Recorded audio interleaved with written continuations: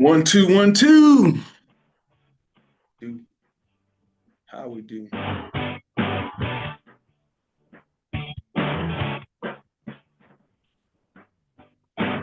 Y'all let y'all.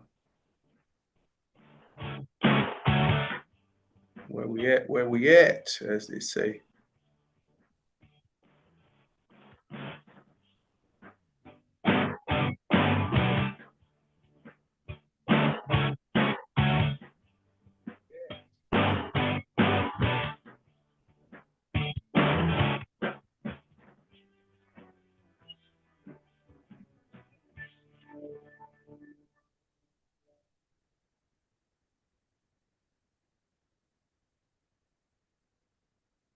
Right.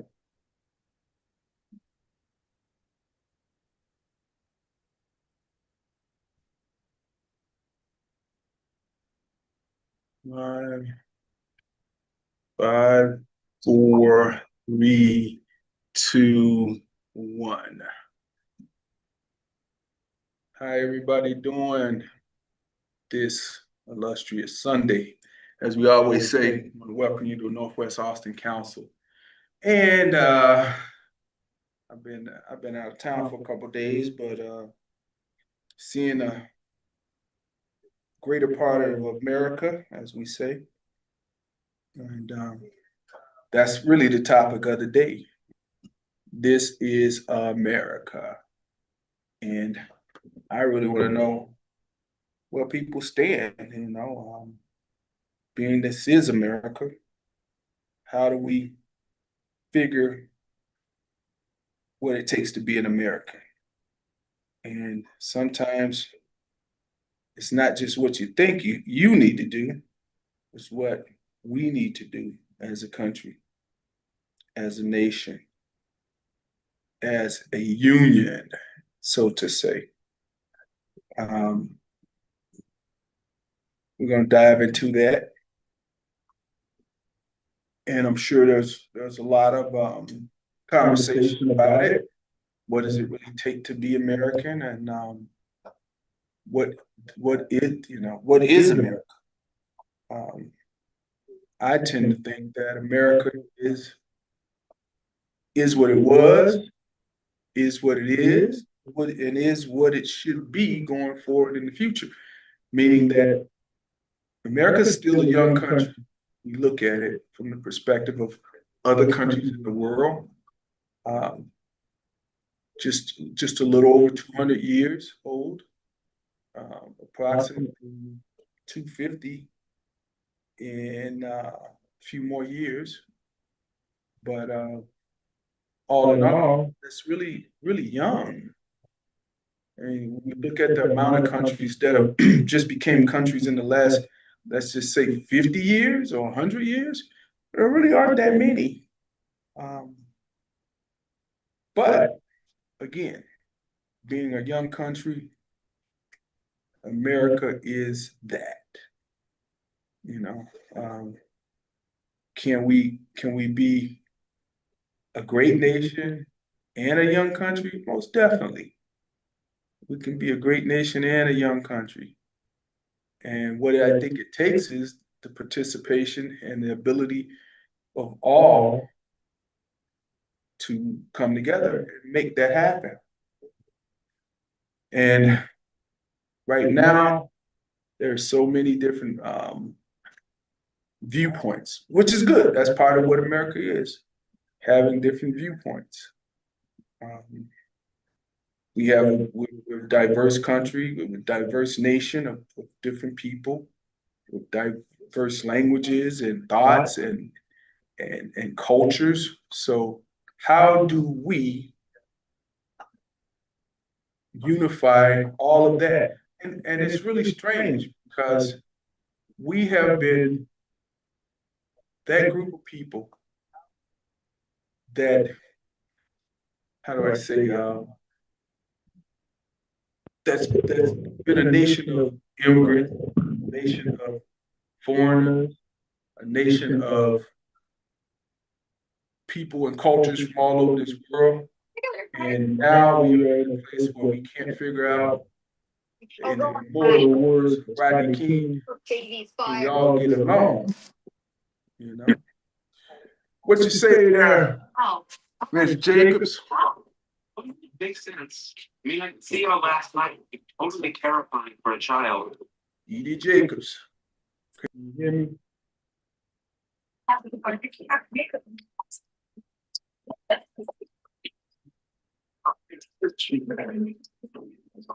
How about it? Can you hear me, Miss Jacobs?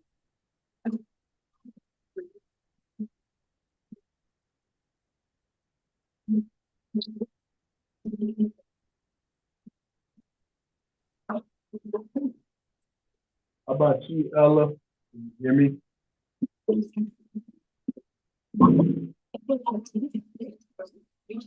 Hey, I just got on, so I don't know what you guys were talking about. I said we were just talking about America and what does that mean? You know, what does that mean? Okay. This is America.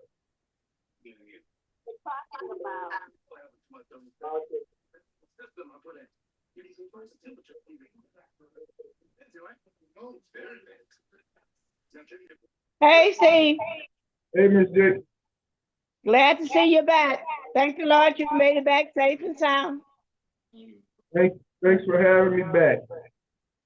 Yeah. Glad you made it back down on the ground.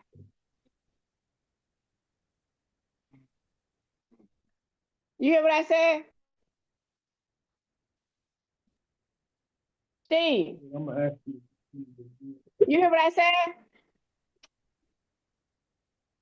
Okay. Steve.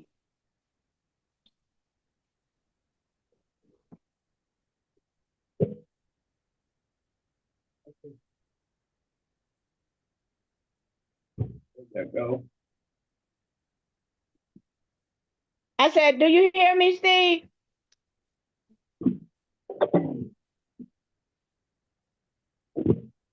Do you hear me, Steve?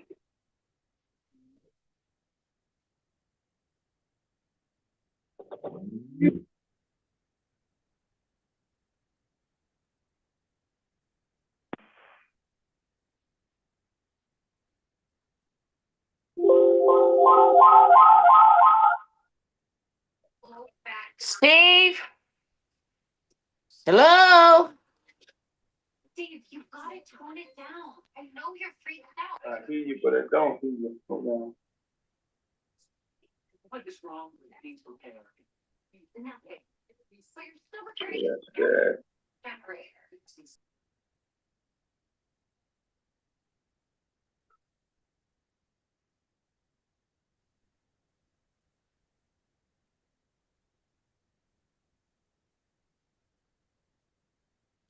Okay. Can you hear me, Miss J? I hear you. Do you hear me? Yeah, go ahead. There it is. I'm glad I to got have you. you back. I'm glad Yeah. to have you back down on the ground. Thank the Lord. Yeah, it was pretty turbulent time last night. I mean, Wow. Yeah, from that rain was, rain. man, it was. We had about 30 minutes of turbulence. As I could just take it away that night.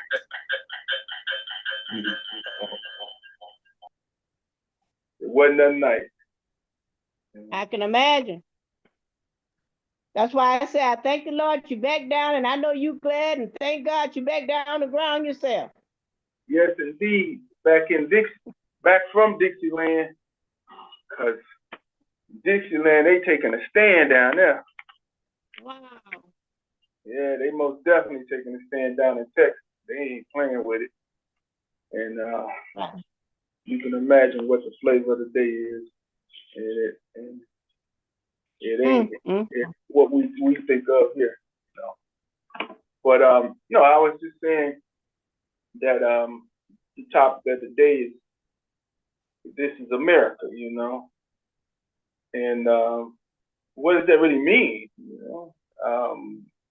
I was saying that we're a young country, you know, relatively 200 and be at the shop, be prepared to take you forever. What? And now we go Almost to- 50 years now, something like that. Could have had a friend. A little over 50 years old, and it's still young compared to most countries. But you know, we really have to look at what does that really mean. We're going through a lot of diverse changes in this country.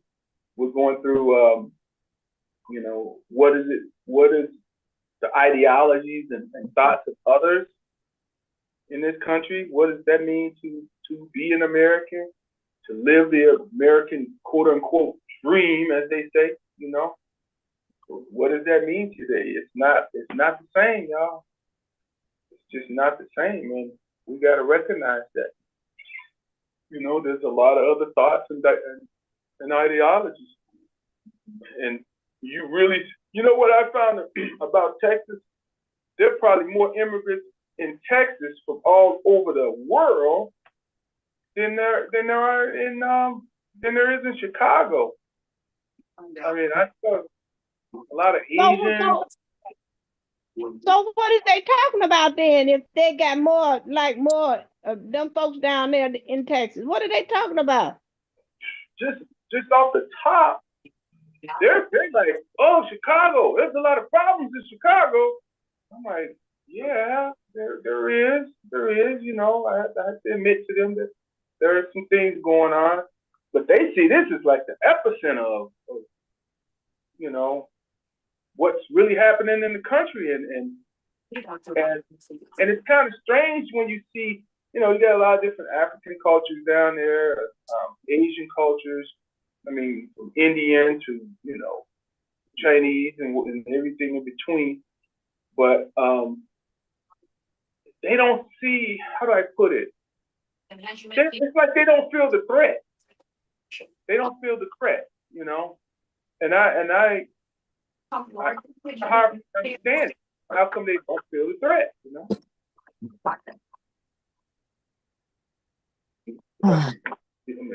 That's a red. Ain't that a red state? Oh, it's most definitely a red state. You know, totally a red state. And that's why I'm going with all of this, is that being that it's a red state, how come the people that don't look like the average red person, so to say, they don't feel threatened? You know, like here, everybody's on the menu. You know, they're like, oh, it's weird. It's the weirdest feeling, but it is what it is. But yeah, y'all. I see we got Chantel on.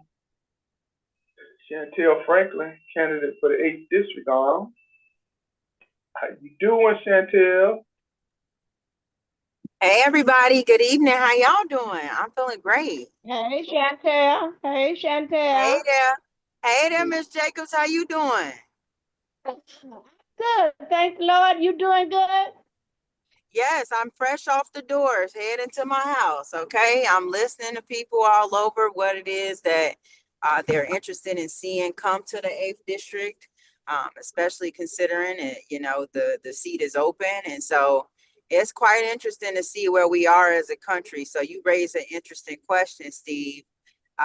What does it mean what is America? What does it mean to be American right now?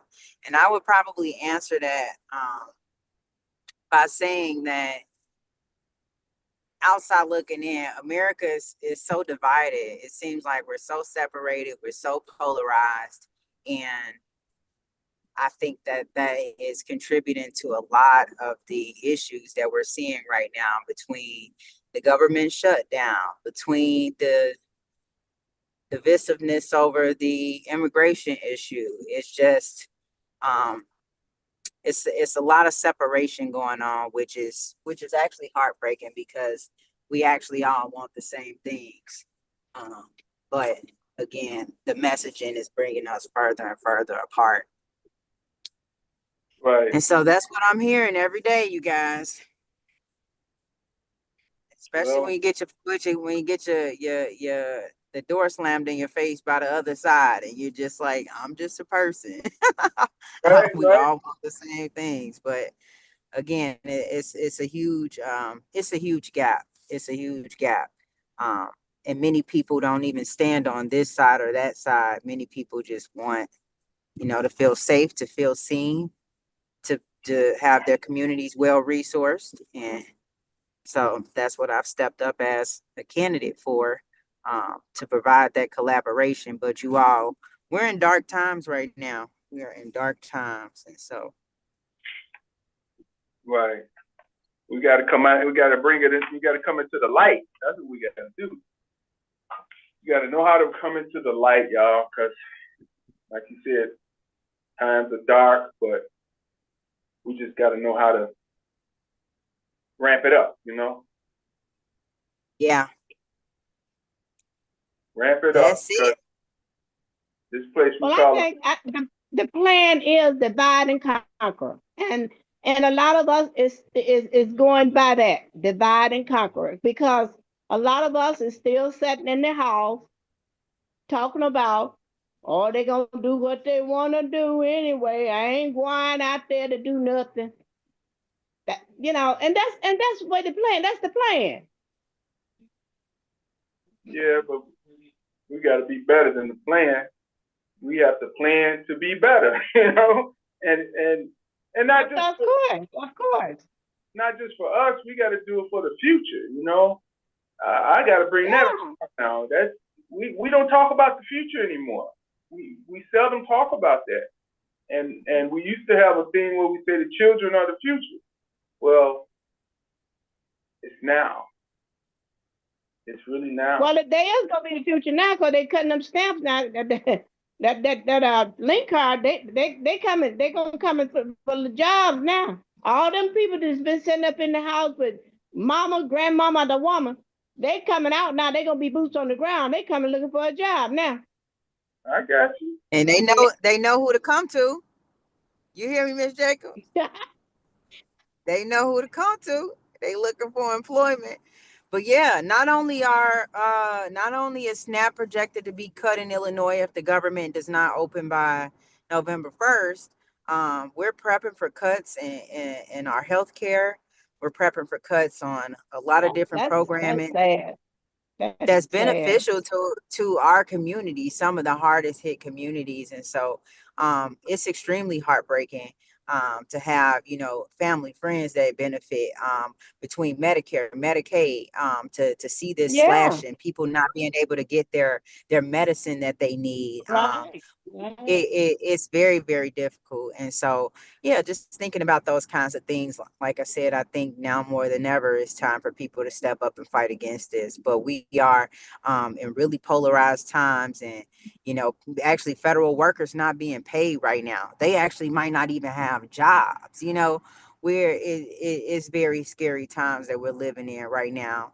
And it's all, this is the stuff that Trump ran on, and that we're seeing it come to fruition, which is really scary because I don't think people really understand how hard it's about to hit our communities. Can I say something? Steve, one time we were talking about people getting $9,000 a year, some small amount. And I said, how can they do that? And you said they do stuff under the table. See, and so most black people be selling their link cards. They ain't dependent on that. They know how to live without that. Yeah, in most cases, but it's gonna still make up. It's gonna hit the bottom line for people. Yeah, but I think it's gonna bring us together, and that's when we're at our best, when we're working together. And it's all kind of great things that black people have done that we don't know about. They wrote out a history, but we gonna find out about all that kind of thing. He's gonna make us find it out. Right. What I think is the saddest thing about the link situation and how they're gonna demand these mothers go to work. Well, these mothers have children, and nobody is addressing the issue of childcare. So Right, if the mama have to go to work, who's gonna take care of the kids? right. What are they gonna do with them? Just leave them in the house? They're gonna become latchkey kids at the age of 3, 2 and 3 years old. You know, you can't just take stuff from them and say you got to go to work, and you don't make provisions to take care of their kids. So, you know, that's the problem with me. And whatever they do with their link, it ain't just started. Before they even let black people get a link, the white people in the country and stuff had links and was doing Yes. the same thing we doing. But now they want to focus on the black and make it appear as if though the black are the most dysfunctional, when that is not so. Because And we I just go ahead. No, I wanted to chime in as well because I do think it's dangerous to overgeneralize that all black people don't need their SNAP or that they may be selling it. Yes, that does happen, right? We live in the ghetto, we see it, we know that it happens. But a lot of people are on it because they need it. And so I think it'd be a dangerous space to just overgeneralize it like, well, black people just sell a link off. I do think that it does happen. I'm not here to deny that it doesn't happen. But I think that that is some of the things that are being targeted, right? Under some of this enforcement and these cuts is right. People maybe who don't need it as much, they have to show that they will work. They have to show those kinds of things. But I just always think that, you know, we shouldn't be in a place where we overgeneralize some of these things because it just puts us in a really interesting space if we try to say or box all black people in who may be recipients of SNAP, right? In some cases, like I said, there is some abuse, and I'm not disagreeing that that doesn't happen, but I don't think that we should overgeneralize it like it's everybody, because it's not. Some people really do need these benefits, and they are going to be really hard hit when these cuts happen. I Yes, I yes, And I you yes. know, I blacks agree. aren't the only one who gets link. That's Yeah, the principle they're working on. Blacks are not the only one who get linked. that's right. There's white people getting linked and they get more than you get. So if whatever hurt us is gonna hurt them as well. Right. And Trump cut all of them. And I'm sorry, I didn't mean to oversimplify that. And like you say, we shouldn't generalize. And I didn't mean to do that.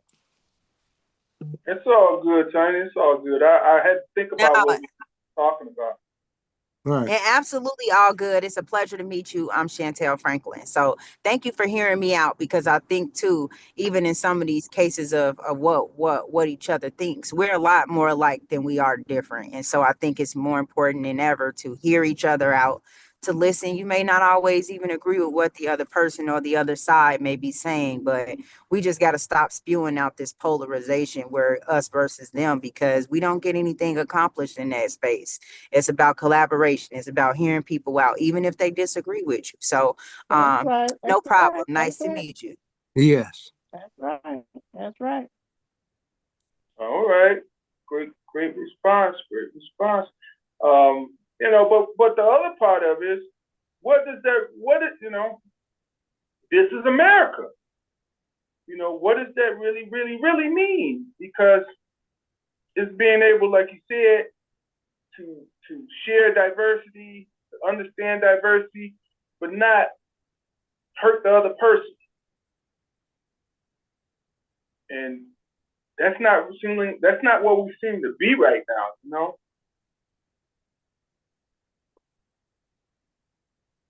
Anybody response? Well, you know, America means to each individual something different because it's based upon your experiences, what successes and failures you've had, how is your family dynamics. You know, it means a lot of different things to each individual. Now, to me, America is not the best, but it's not the worst. I can't compare it with another country because I've never been nowhere else than the United States. So I can't compare it. But from what I hear, America is the lesser of the other evils out there. So, I mean, I don't know what it means to me. It's supposed to mean land of opportunity, land of where we all work together and no polarization and stuff. That's what it's supposed to mean, but it really doesn't. So, that's up to the individual to describe what America means to them. That's where I'm going with it. Now, that's the common line. That should be the thing that's common, with us, is that we are diverse, but we understand and stand for the same union.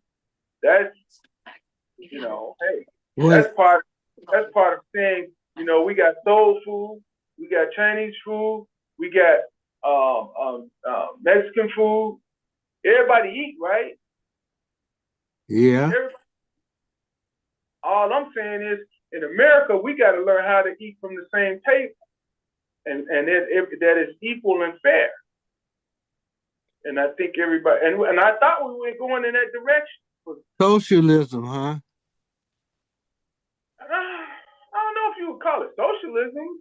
If we all gotta do the same kind of things, what No, do you think about that guy in New York, the Democratic Socialist, who running for the mayor?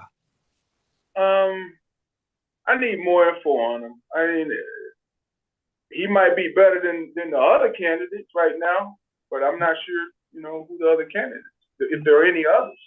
Cuomo is in it, and I think the black guy Adams just dropped out, well, recently. Yeah, Right. he did. They restricted his campaign funds, but they were saying that he had a lot going on anyway. But I was going to ask if you could share with us some information regarding maybe some of those mayoral candidates, because it is an issue and a race that I've been watching, but not as closely. But I do recognize they got Cuomo. Cuomo, yeah. Yeah, they have him who's running as an independent. They have I think it's maybe a younger guy that's running as the Democratic nominee, but he has been apologizing for a lot of his old statements and tweets and things like that. So if you have any information, I'm happy to hear more about, what's actually happening there. I know we got a lot of bigger fish to fry here in Illinois, but it's always good when you can watch somebody else's tea and see what they got going on. Right. Okay. And I'm limited. I don't know much about it either. Yeah. That remind me of, let me tell this little story. Back in the 70s, when black people started becoming professional, uh, they started going out with white people. And one time at dinner, uh, they were sitting at the table, and this black guy who was a high professor was looking at the menu, and he called a black waiter over, and he said, "What is this?" And the waiter told him, "Say, now, brother, I'm as dumb as you. I can't read either." So just a story. Just a story. That's beyond a story, Tidy. Yeah. That's borderline racist. Yeah, borderline. Right. You don't know what you're looking for. Right. And who telling it? But no, I mean, the only reason I kind of dived into this whole this is America, because I was in, Texas. And Texas, it's like its own country there, literally. I mean, the people, whole different flavor, the way they moving, the way they operated, it's like the outside world is a different world, and everything that's going on there is their world, period. They were really kind of concerned about Chicago. They were like, "Oh, Chicago's bad. It's bad." I was like, "Oh, hold on, what are you talking about?" And they were like, "Oh, with ICE and all of this." And I'm sitting there thinking, wait a minute. You're the ones that letting everybody come through. This is the borderland country. I mean, state. No ICE is down here. You handling it like that? And I don't know. It's a weird dynamic. It's like things are going on, but they're not going on. And then when you sit there and you think about, yeah, this is truly a red state. I mean, you probably got very small pockets of of what they would say, are blue, but it is what it is. Anybody here ever been to Texas? Yeah, I've been to Texas. I've been to the Gulf of Mexico. I think it was I think it was Houston. Might have been Houston. Wherever the NASA like little hit thing situation that I went to, like that portion.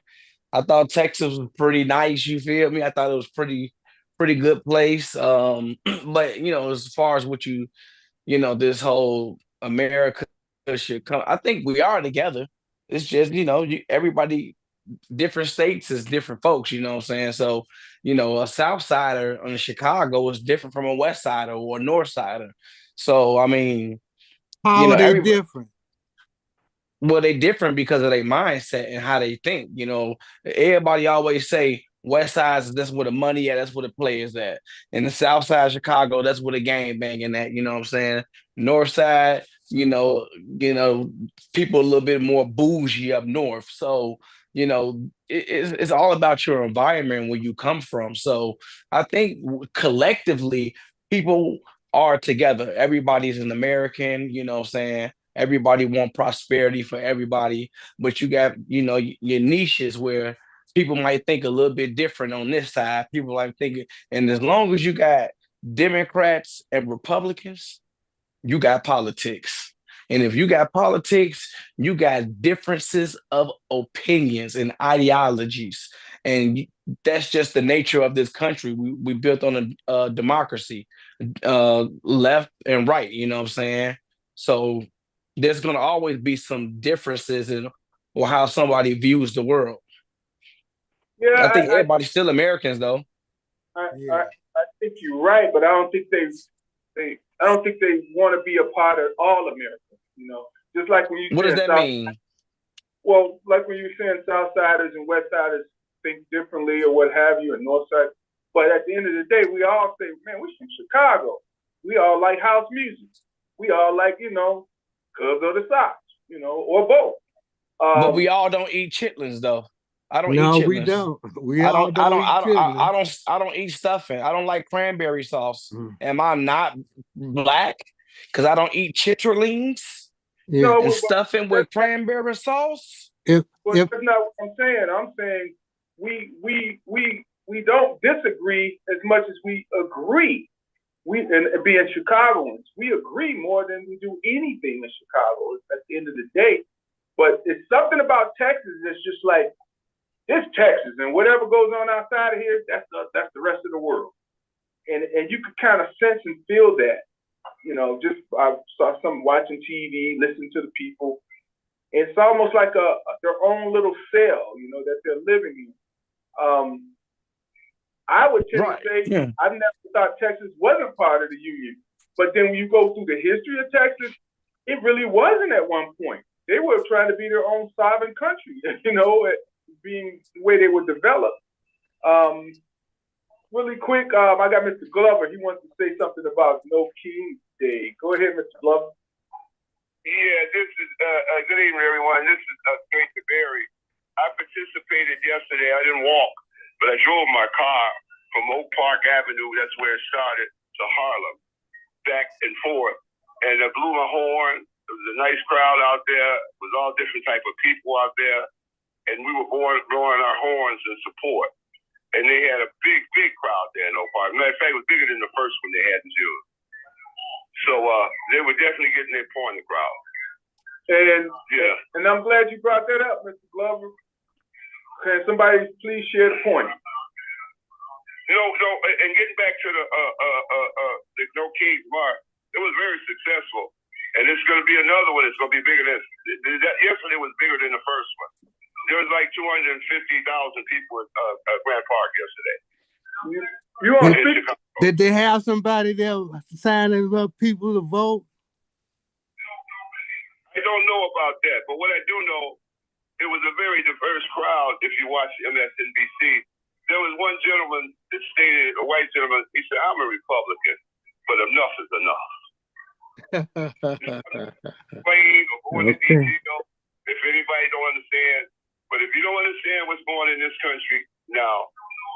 I don't think no one can change your mind. But that was very successful yesterday, and they're not going to stop with the No King marches. They have other stuff. They're going to keep it pedal to the metal. Right. And you had all type of people, man, all over the United States, young and old, black and white. And their main theme is that they love America.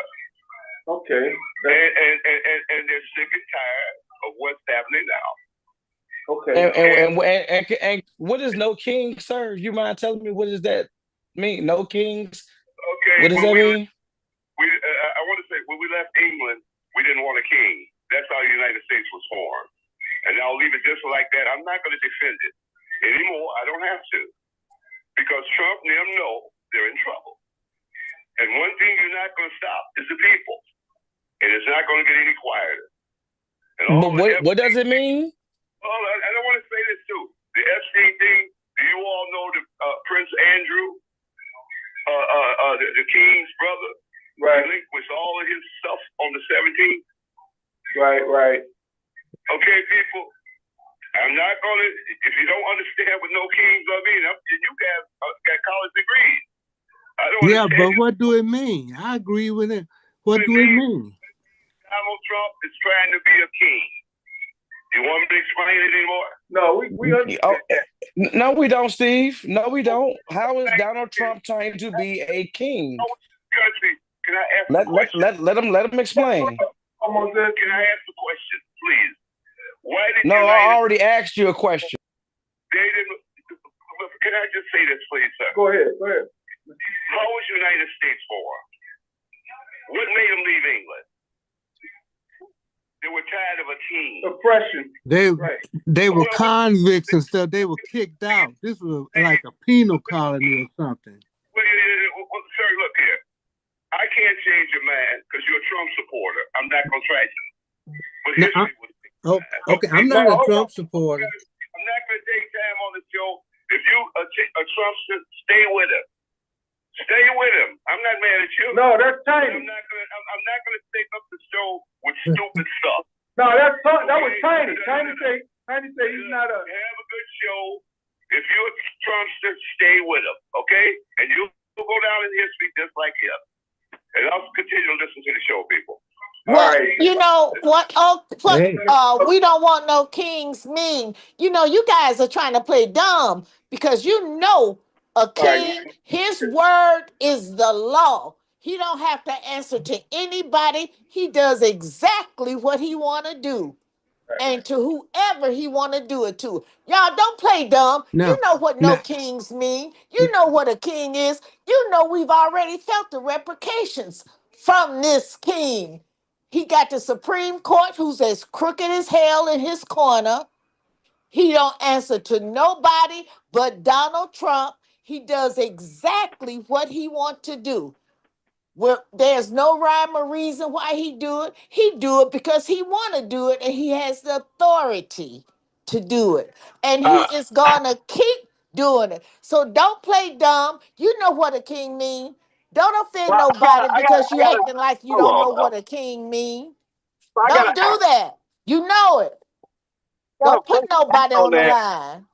I think the question was, it wasn't so much they didn't understand what a king means, and they don't really understand why, you know, what the rally was about. They're just trying to. I think most people are still trying to figure out what should the results be from the rally. Yeah, right. That's what I'm saying. What they taking? I don't know what the results are going to be. All I see is that they're showing displeasure in the way the country is being run now. Yeah, but hold on. See, this is my thing. Why I don't understand where's all this vitriol coming from Trump when the reality is we are facing a system of total control because folks aren't showing up. I even seen a statistic today that suggested during our municipal elections, we have, very low turnout. Even during our primary elections, like we have coming up, we have only, we have maybe 50% of the city comes out, maybe a little bit over. And then during our own elections, we have 30-something odd percent of people show up, right? Like, so to the point of all of the marching and protesting and large gathering that folks are doing, if the outcome is going to be that you're going to put democratic representation in place so that you can actually have an opportunity to have a say, because again, as we knew coming into this thing, Donald Trump secured the House, the Senate, the Supreme Court, and he's the president. So it's not like he has wanton abuse of authority. He authority because they won all of the House, all of the seats. So the question becomes, what are the Democrats going to do so that this isn't the reality that folks are living in? Like marching is cool, but where's the progress? Who's the representation that's going to be Have in you the known office? this And man why to aren't they go? registering people to vote? Exactly. Like I hear you, Tiny. I understand. Like, so y'all just out there, 300,000 people gathered up, and ain't nobody got a table to get people to vote. Ain't nobody telling what the major issues are. What we talking about? The reality is, what are the independents going to do? Because we don't know where they at and what they really do. So what are they going to do? Are they going to stay on where they at, which we don't ever know? Are they going to go and build something on their own? Because we never know. I mean, what are the independents going to do? Because it seems like that's how everything gets swayed back and forth. Steve, you know, man. They're swing voters for a reason, because I mean, there's plenty of people that don't believe in the way our government is run on both sides. And so obviously during each election, this is just an opportunity for each side to stake their claim and make what they believe the people want to become reality. And, you know, folks are going to decide based off what the platforms are. And like, again, there's only two major parties, and then there's swing voters. But if y'all not finna sit here and recognize that the Democratic Party has had terrible messaging in these last 4 years that caused them to lose all their seats, then this is a part of the problem. Because we keep talking about accountability and holding these people in office accountable, but then when they come up with messaging that's counterintuitive to what the people actually are asking for, then we over here scratching our heads trying to figure out how did they lose. And then we're not hearing anything in the interim about what they plan to do to get those swing voters back in their good graces. I don't understand it. I think a lot of Democrats don't believe they can get swing voters back. I think they believe you are what you are, and they are what they are. As far as the messaging, I mean, yeah, I guess they need to start lying more too. Because if that's what it takes, that's what it takes. I mean, but Steve, you got to understand, you know, this is why, you know, it's called Occam's razor. You know what I'm saying? And when you use Occam's razor, it's the easiest and most palatable solution to a problem. And so when I ask just a simple question, what's no kings? I asked Barry last Sunday. I asked the gentleman and the young lady had spoke. All three of them did not tell me the definition of what it is because they don't know what it is. They're following white people. It's nothing but a bunch of retired people and boomers at these events walking around parading, really mad because they lost the election. That's what this whole thing is about. No, This, no, hold on, it's wait a minute. not. Hold on, No, don't it's cut me not. off. I did not cut y'all off. I did not cut y'all What are off. you talking too long Wait a and you minute. ain't saying nothing? No, You no, talking no, loud hold and ain't on. saying nothing. The people See, this can is what I mean. understand. This is what I mean. Now, Steve, hold on. This is a monarchy. You can't get this job without getting stabbed with 5 Moderna shots. That's a monarchy. You have to stand 6 feet away from the person in front of you, or you're going to get kicked out of the store. That's a monarchy. If you don't take this jab, you got to leave out of this and you can't work here. Oh, you know what? We're going to shut the streets down and the stores down. Nobody could come out and we put in curfew. That's a monarchy. Like, but the government was the one that recommended that, right? I mean, it was the Democratic Party that recommended that. It was the Democrat. It was the Democrats How you figure? You forget who because was all who the president was when we had to do that. right, but the Democrats had all the power. That's why they was able to get him out of office, and that's why he's fixing this mess now. So wait a Y'all minute. need to stop this shenanigans.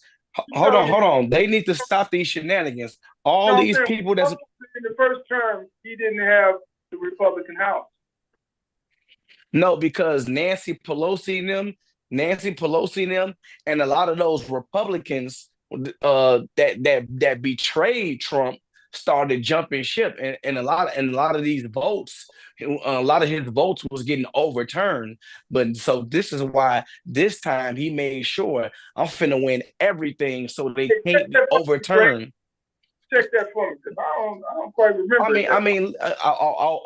do.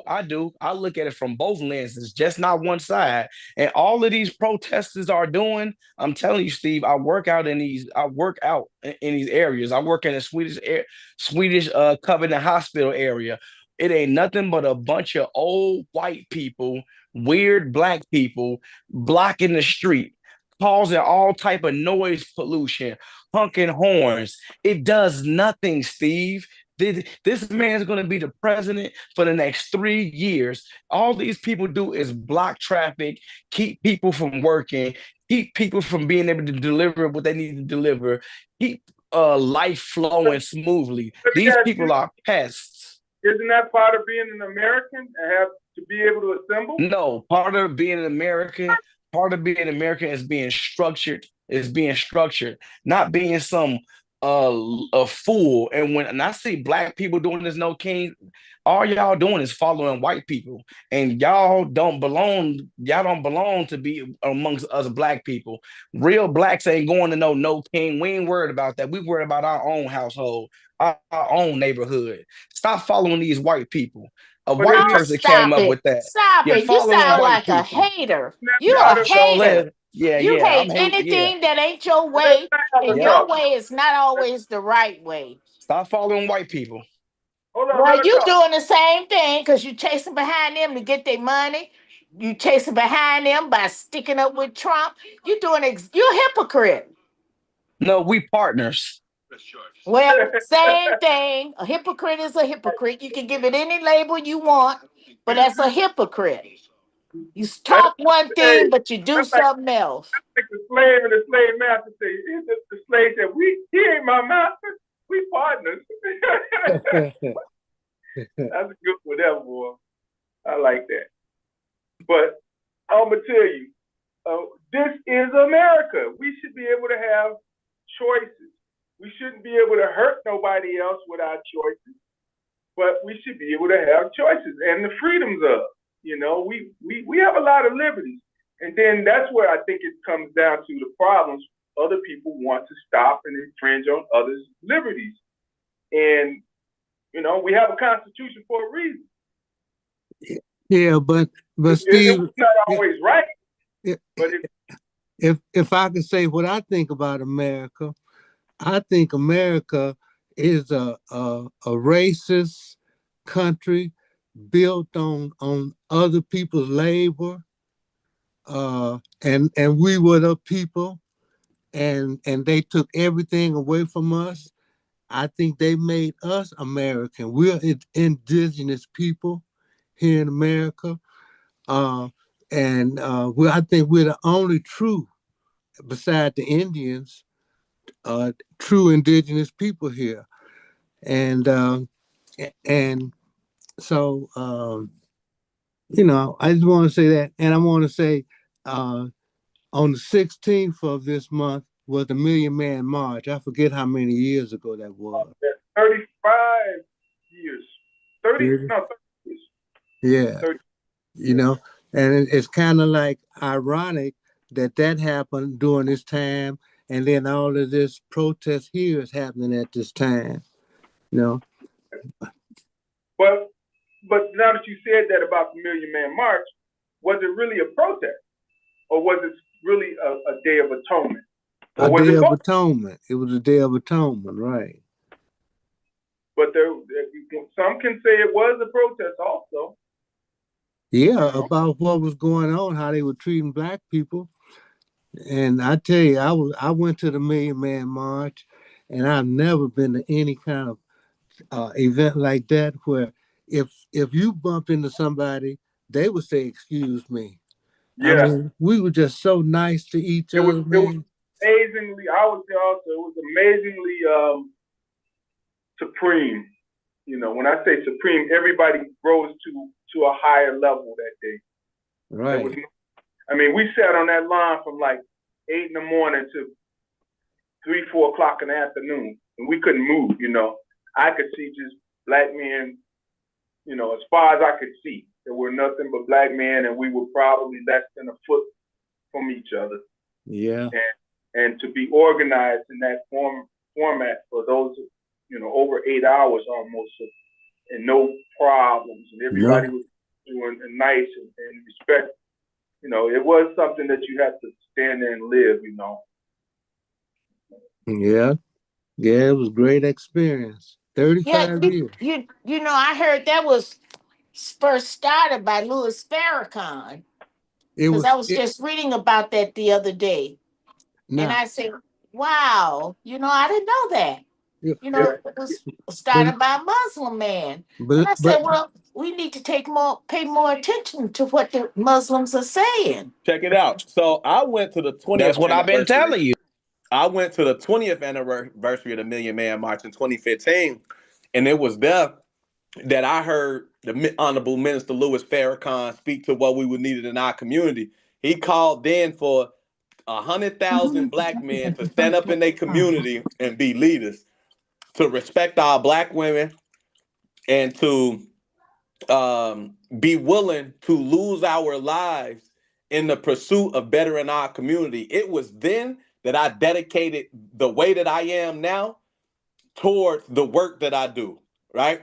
And so it was definitely a powerful experience for me, but I took away a lot. I actually still got the notes that I wrote down from that event. You know what I mean?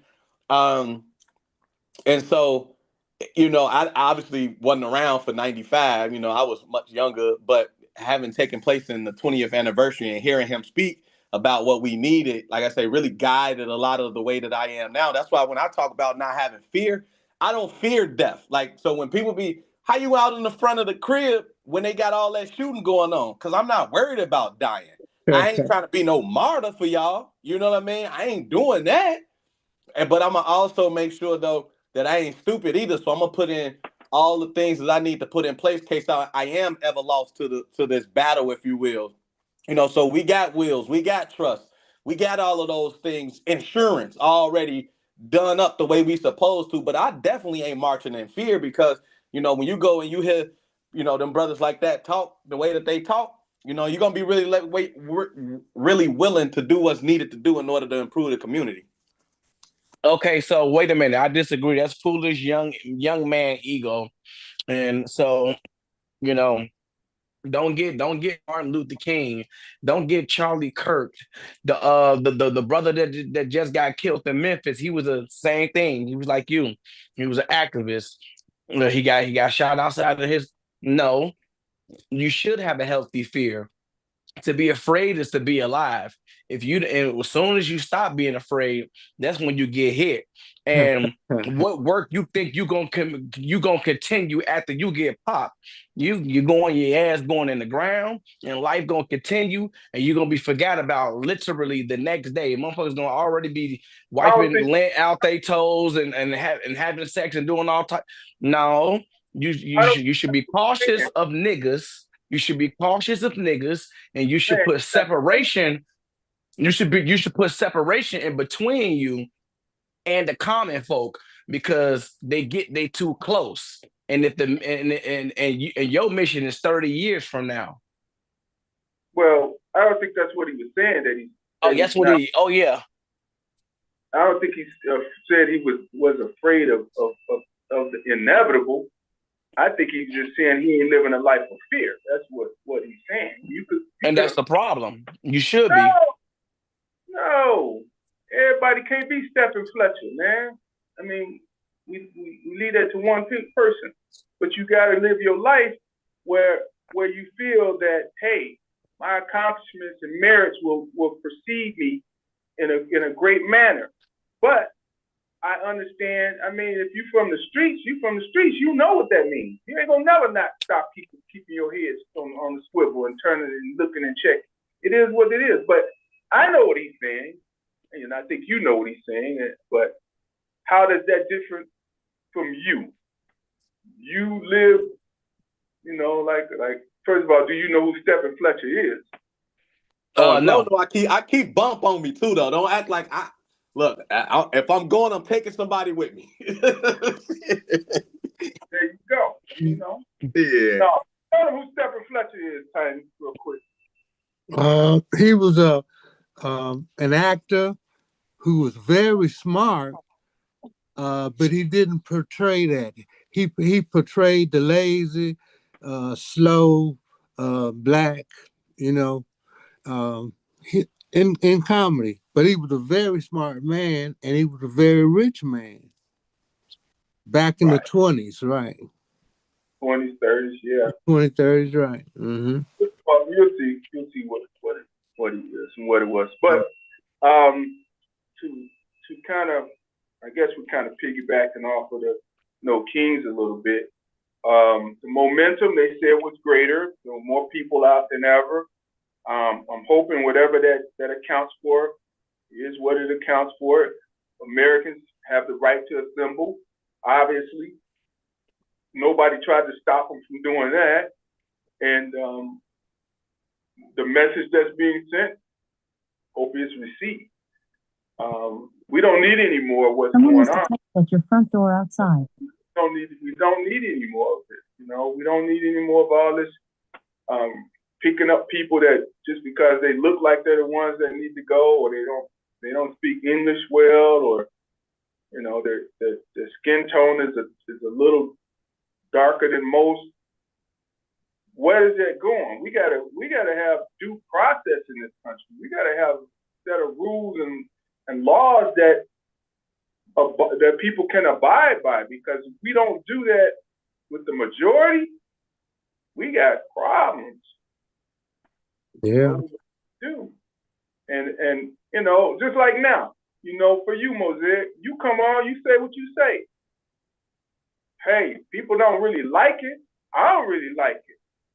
But if it got some clarity and an ounce of sense, I'm gonna be like, oh, okay, I see where it's going. Don't mean I have to love it, but I see where it's going. So do you agree with illegal migrants being here? I don't agree with nothing illegal. Well, ain't no due process for nothing illegal. You came here, like you said, people getting snatched up without due process. You don't need a due process when you're an illegal immigrant. Get out of my country. Due process is the operative word is process. How are we processing these things? And we're not processing it in the form or in the right manner. That's all but you know, you're snatched up, thrown in the back of a Dodge Caravan, and hauled off out of here. I think it's very effective. I think they could do better. Me too. Me too. They should make some before they put them in the car. Well, I don't know how, you know, you got kids, you got a lot of things, a lot of people that can affect. So I don't know if that would be the right thing, because again, they could drive by and grab you. Hey, they grabbed the little 15-year-old boy. I've been here since the 1300s. They can't grab me. They grabbed a little 15-year-old black boy, you know, and locked him up for about 5 hours.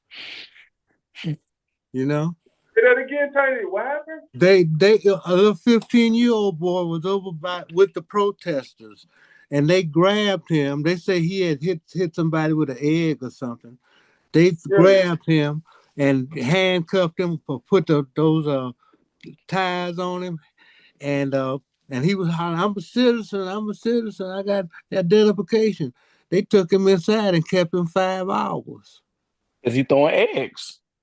Well, yeah, that's what they said. You too young to be too. That's what I'm saying, Steve.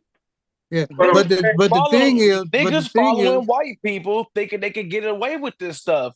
You but I'm can't. saying, you can't. That's the truth. You can't do what white people do. and Thank you you, know that, Tiny. right, Mosaic? Yeah. So you know how to walk the line, right, Mosaic? I definitely do. Okay. 'Cause we don't want nothing to happen to you. We always have to come up with a Mosaic money fund to get you out if that ever happens. Mhm. Yeah, but let me say this about the Million Man March. Reverend James Bevel gave Farrakhan the idea about a Day of Atonement and the Million Man March. It was Bevel's idea. Okay. Yeah. Yeah, I can recall that being the case. Mm-hmm. Let's talk about the Million Man March and how it correlates with No Kings. Yeah. I could say it was just a Day of Atonement. It wasn't really a protest, but it was a protest in a sense because it showed America the magnitude of so many black men coming together at a period. Now, what was supposed to happen was, as DeAndre said, you're supposed to go back into your communities, atone with your women, atone with your families, atone with your communities, and make those communities better. And those were some of the messages that was supposed to go out, that went out. Now, did a million, and they say it wasn't a million, but I tell you this much, if it wasn't a million, it was about 995,000. It was a lot. Because it was just too many. And I've been to DC many a time, and I've never seen people all the way from the Capitol all the way back to Lincoln Memorial, the Lincoln Monument, which is what, 2 miles? Yeah. 4? Yeah. Probably 5, probably about 4 miles, 3 Mhm. miles in length, and then about a block across, So wall to wall guy. But my point to that is, how many of us actually did those things? I mean, I could say I listened to the message and I, performed what was asked of me over the last 30 years or more. Yeah. I did exactly that. Like how DeAndre was saying, that was it for me, the first one. And instead of because I was a business kind of guy, but I went into teaching. That's how I became a teacher. Right. Well, there you go. Everybody has a contribution, and we need to understand that contribution. Especially to our communities and our people. DeAndre said that was his mission. And Mosaic, how about you? Did you go to the march, or did you learn anything from the minister? The Minister the Honorable Minister Louis Farrakhan. Correct. No, I didn't go to the march. I don't go to public places like that. But I've been getting a lot of death threats, so I can't be like that. But I will say, I'm in agreement with all type of forms of protest. You want to go protest. I think it's a waste of time, though, to be quite frankly. But people feel better about themselves going to a protest and shouting out chants and having some type of camaraderie. I mean, that's cool, but it's not. But do you not believe the people that protest before you led the path and the way for you to be where you're at today? Right. I understand that, but see, the cell phone that I used 10 years ago, I can't use it today. The battery is not good. Things upgrade, things update, and I think what DeAndre is saying is the new form of protesting should be gathering up and deciding, hey, who are the prominent people in the community that we need to elect so we can get this done and stop this over here. Just going to a protest, it's not gonna do nothing. Everybody went home, got drunk, did the same thing they did yesterday. It's not gonna do nothing. Yeah, no, I'm gonna tap in right there because that's exactly what I'm saying. And I think, and for me, and obviously y'all been doing it longer than me, but I'm protested out already. Again, I've been to a fair share of protests starting in 2012 when Trayvon was killed, which put me into this line of community that I've been doing. And I've been to too many protests since. And the biggest takeaway that I always have is we don't have a goddamn plan for what's next. And you know I'm big on what's the plan, man. Damn, like what we doing? I'm cool. I'm cool with all the hollering, the hooping and hollering and hoopla. But what we doing though? What's next? And that's what, to me, that's where we just don't have the what's next. Where's the movement at after that? But you always go back to the original script.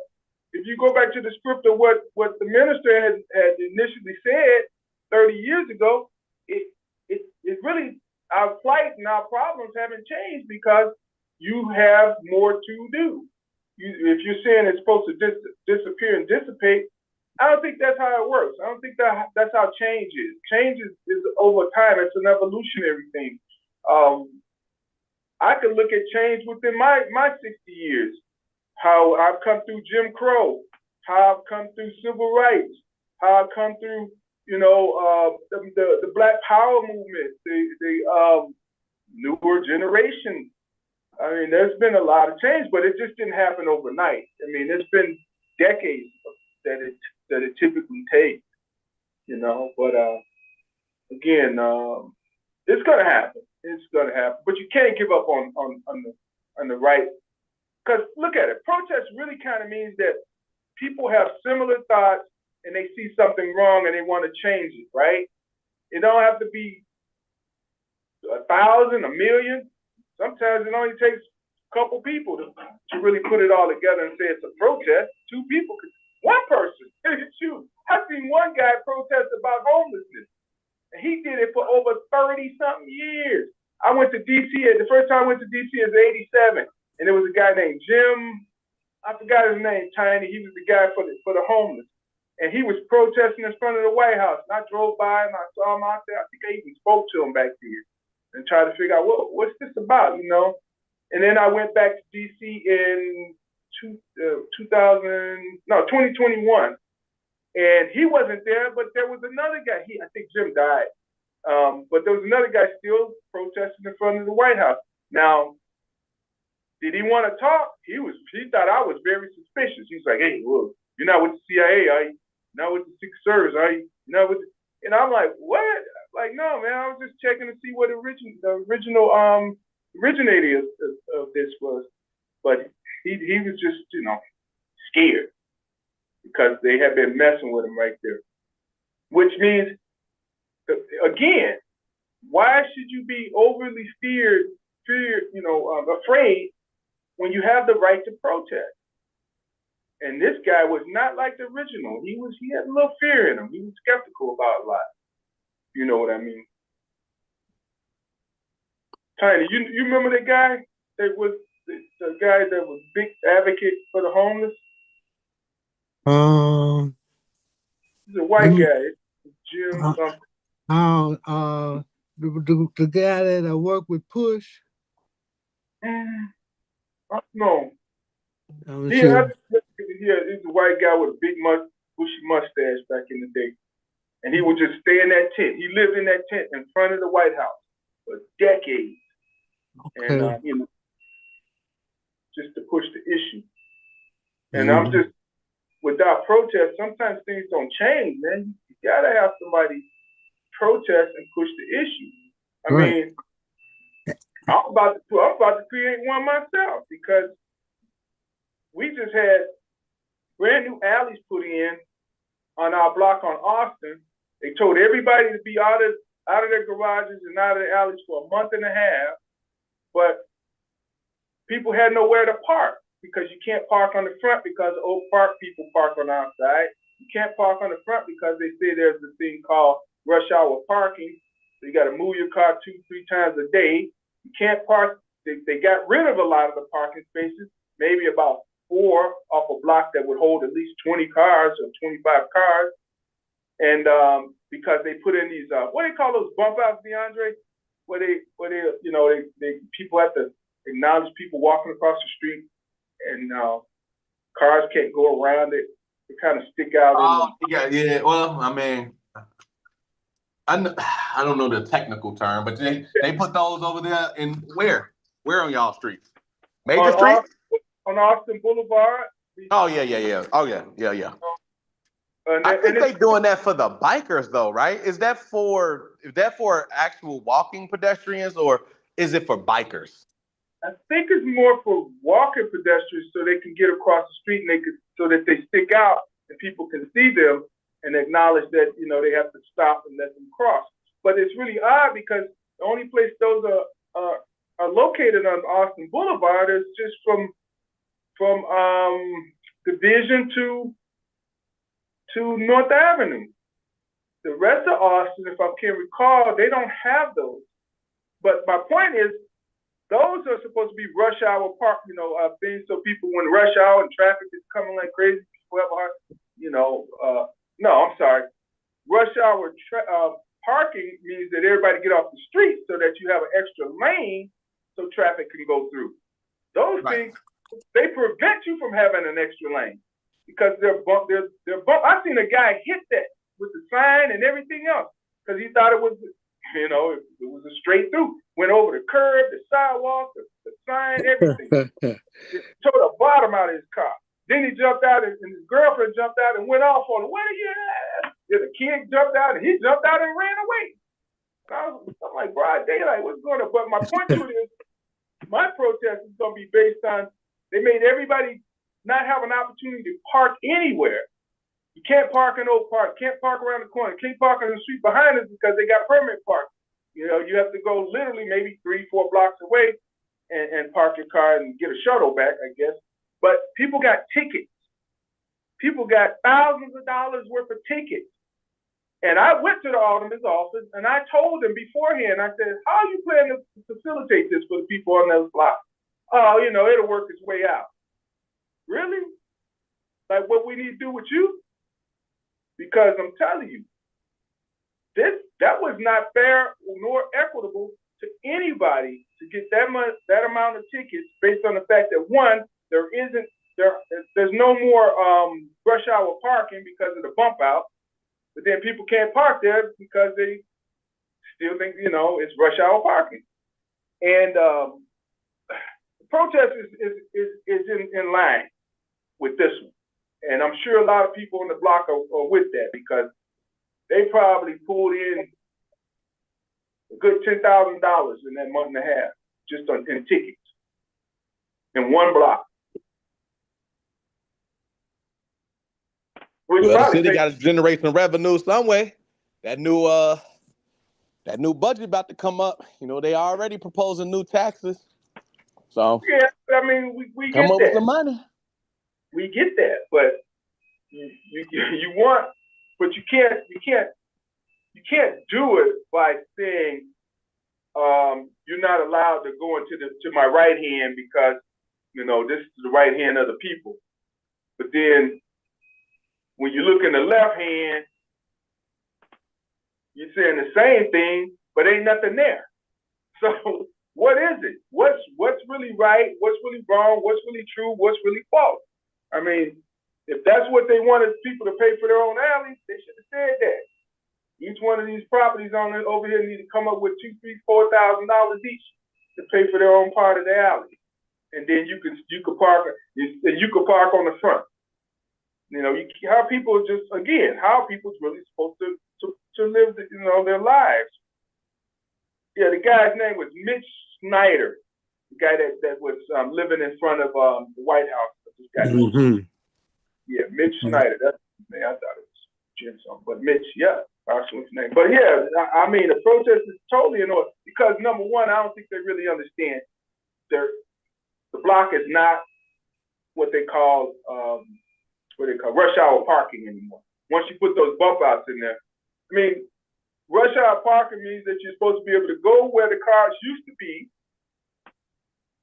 parked and they're no longer parked, and go use that as an option to do, to move the traffic faster. You open up a new lane, but there's no new lane because everybody's got to go around those little islands on every beginning and end of the blocks, and it just doesn't work. So which one is it? Someone was detected at your front door outside. Really rush hour parking, or is it just they forgot what they were doing and they just until somebody said something. But anyway, we were touching base on what it is, in America, or what is America, and it all boils. Well, shoot, I just told you, it boils down to what I'm about to say, what I said. There's a protest in order, because people end up with all these extra parking tickets just because of that. I was in the alderman's office, and there were so many people in there that day complaining or calling up and complaining about the same thing. They told one lady, she said, my mom has, she's got handicapped parking in front of the place. And then she said, we need this because my mom has to go to the doctor every day. And the office manager said, forget that. Don't nobody go to a doctor every day. I'm like, how you gonna tell somebody what they can and can't, what their situation is health-wise? I mean, you're not their doctor, you're not their physician. But she literally said that to the person that was handling the call. Don't even worry about what they're talking about. Nobody goes to the doctor every day. So if they went every other day, that's still an issue. How are they supposed to get the person into the vehicle if they can't go at the time when they can park there, when they need to park there and pick them up and drop them off? Drive around until it's time? I don't know. It just didn't make sense, and that's a big problem. Anyway, you got something, Tiny? You about to say something? No? Anybody? DeAndre?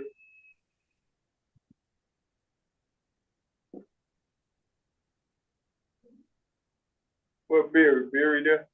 Tiny, you saying something? Oh yeah, my bad. No, I'm not.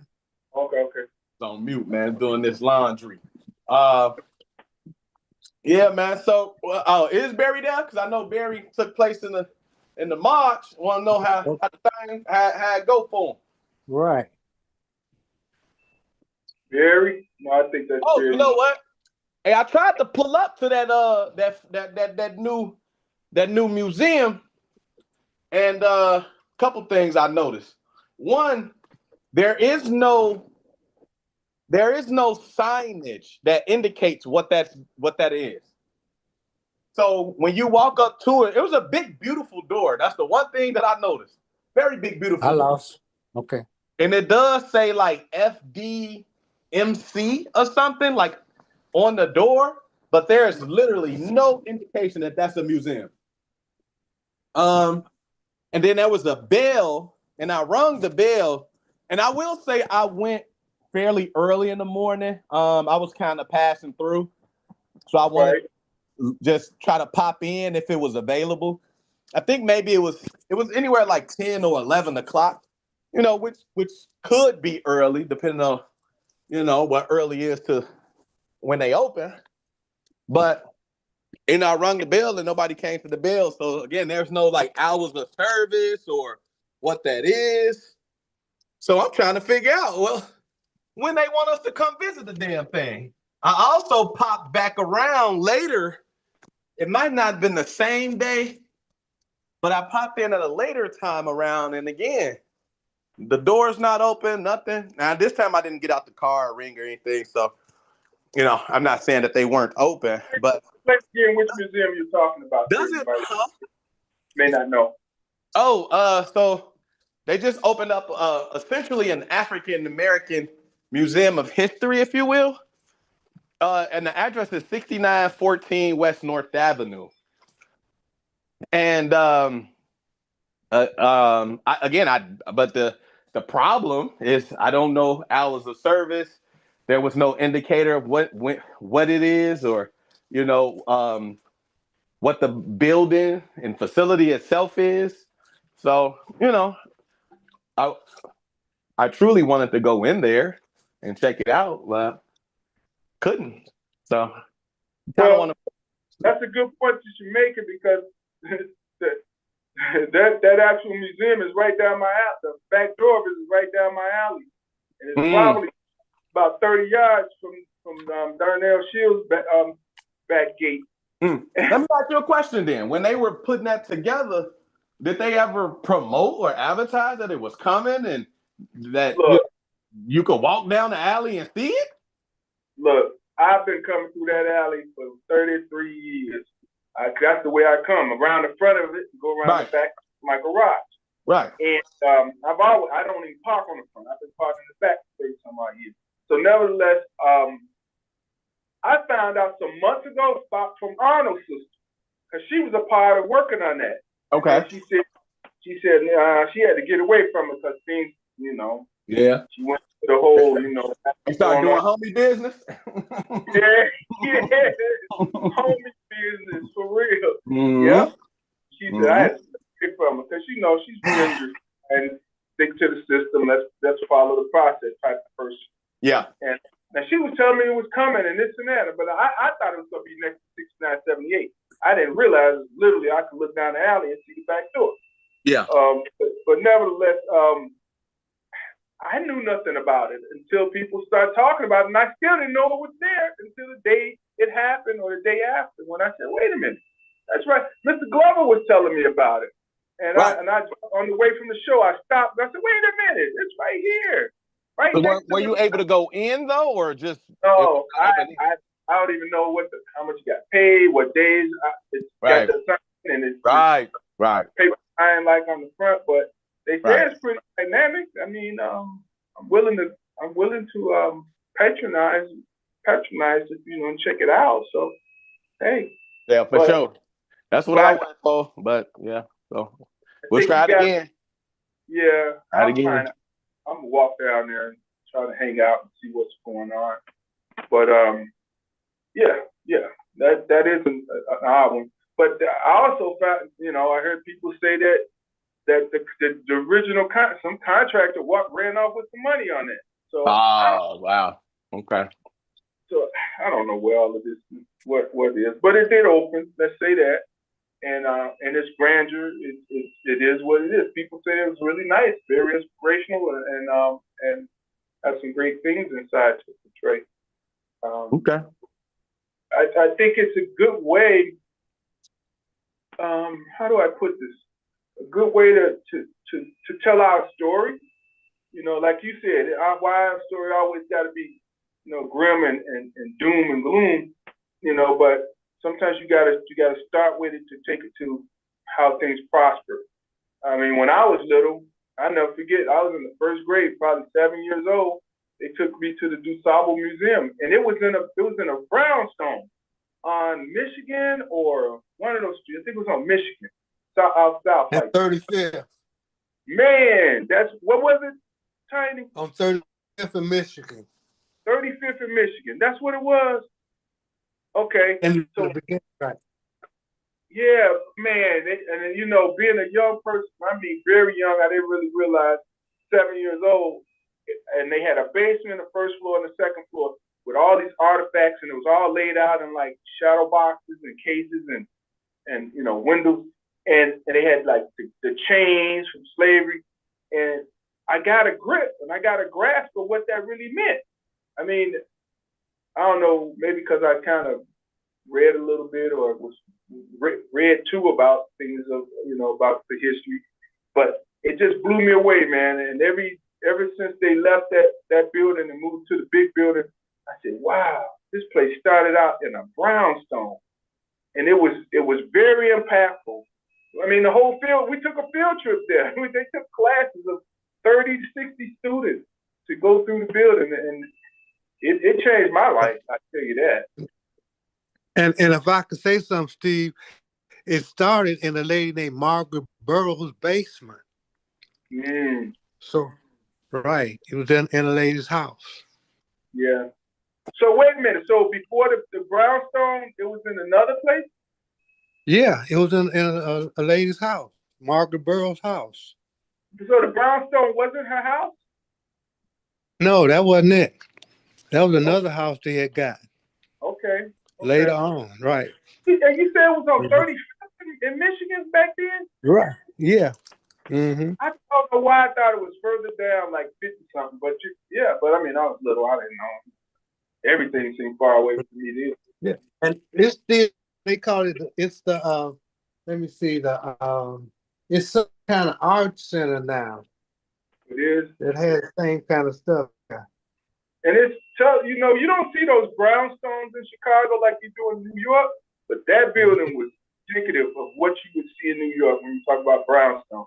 You know, we have a lot of gray stones and, you know, of course, what do you call them, bungalows, but that building was, it was like, I literally thought that's what a museum was supposed to look like, you know, although I didn't know Museum of Science and Industry and things like that, but I said, this is a museum. This is our museum. This is our museum of what we come from. And speaking of Dusable, you know, they remember I brought Dr. Kim Dulaney. She was the she was talking, we was talking about our culture and history, and she was the chief of education over there and was putting together a bunch of stuff to add to the Dusable. She actually recently got fired. And she was telling about because she had spoke out against misappropriation of funds and all of that type of stuff. So they fired her. She penned something. The Tribe did a piece about it, and she penned something on like Facebook and was saying that, you know, they definitely trying to, you know, discredit her and all of that type of stuff. But, yeah, it was I think the leader was a non-black person. You know what I mean? So. Stuff like that, man, also speaks to what we got to deal with today. Like our black institutions are commonly not ran by black people, you know, and people, I don't think we don't speak to that enough, you know. A lot of these larger nonprofits and boards, they're not representative of the community, and the leadership generally isn't either. And we don't. And look, when we talk about protesting, man, why we don't be protesting none of that? Why we don't protest that none of the big time jobs are held by people from outside the community when we got more than enough capable individuals of manning these roles? I wanted to just chime in on that, and I think that it's because what happens is that if we get one person to benefit or we get two people to benefit, then I think that many times people think it's reflective of the full community. And so, and once people, you know, find a way to uh, profit off some of this stuff, quite frankly, I think that that's what it is, right? Like if you have a black face in a room or you have some at least one person from the community, I think in some cases people think that's enough. But I think we got to continue to make noise about things like that because I agree that we do have more than capable individuals who can lead these charges. I wanted to share while out door knocking because I'm a candidate for state rep, so I've been out on doors and just hearing, you know, some or knocking some people's doors and they might be in the heart of the suburbs where the properties cost millions of dollars. And they would say, oh, I work in Austin community, I do XYZ. But we don't see that ROI as it relates to them actually being in the community. And, you know, they might come and experience, but at the end of the night, they get a chance to go home to where they are. And so I think we just got to continue to be vocal about stuff like that. And then as it relates to opportunities, relay those opportunities when we know that they're available.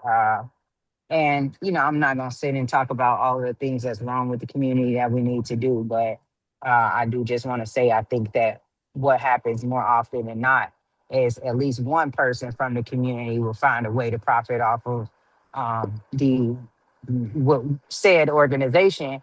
And then it becomes, in some cases, like a gatekeeper situation. Mm. Mm.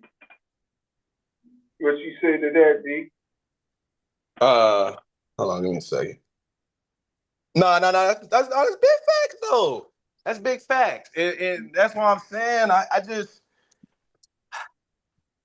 I don't know how long it's gonna take for us to at least get that part together. You know what I mean? Because we talk a lot about the transformation that needs to happen for a community, and yeah, if we allow all of the heads of departments to be folks that reside in the suburbs, that's gonna take that nice little check and leave and take it to the suburbs, then of course we're not gonna be able to generate any funds here. You know, and then like you said, when we do get that 1, 2 individuals, those folks got to make sure, and I feel confident in being able to say that there are a number of people that I know that are advocates to bring in more of us in the space. You know what I mean? When they get there, they make sure they use that role to bring others with. And I also believe, though, that in and of itself still isn't enough. And when we talk about some steps that we could take, and as we mentioned in protest, you know, and other measures that needs to be done, that's something that we really need to hone in on. You know, the non-profit industrial complex is a thing that is keeping our community poor. And it's keeping it poor because big money leaves our community. So we got to talk about that and push back on that too. Give all the big jobs to the people that live in the community so that the money can stay here. We got amenities. I call it nonprofit pimping. Oh, no question. No question. No question. I was just reading a book on the nonprofit industrial complex. I gotta find it again and figure out exactly which chapter I want to share for folks. But it was very enlightening about how the communities differ in the way that they approach nonprofit, right? Like, so the wealthy utilize the nonprofit space to be able to use it as a tax write-off so that they could continue to build their wealth, you know? So they create their nonprofit that exists as a trust that can help their primary business offset the taxes so that they could, you know, build. But in the same breath, it is helpful to whatever the cause that they may be supporting. Whereas us, we utilize the nonprofit industrial complex to benefit ourselves. Not to say that it doesn't help the community, but there's a lot of people that builds it so that they can get rich off of it. As soon as you hear grant-free money, you start salivating. Like, oh shit, I got an opportunity to sit down and write some shit and not have to do a whole lot of nothing because I could just put people in position and make a nice little salary off of it, right? And so that becomes the mindset versus the other way around and helping it to propel something that is wealth building for you know, other groups. But the other piece is it talked about how it was created so that politically it could keep us in this same type of circumstance that we face today. Because again, your nonprofit cannot they can't go out and be a part of the political atmosphere. They can't go out and promote a candidate. They can't show vocal support for candidates. And so when you have very large machines like we have in our community that can't help candidates out, then it keeps the incumbent in, which is good for the system because these long-term individuals are system players. The system don't want to get rid of them. And in fact, most of us that'll probably go in will probably become cogs in the system too. Although if you got a sharp enough mind, you know what you need to get in there, do what you need to do and get out and take the secrets and give it to the next generation so that they can be more equipped. And that's a whole nother story because that's something we don't do either.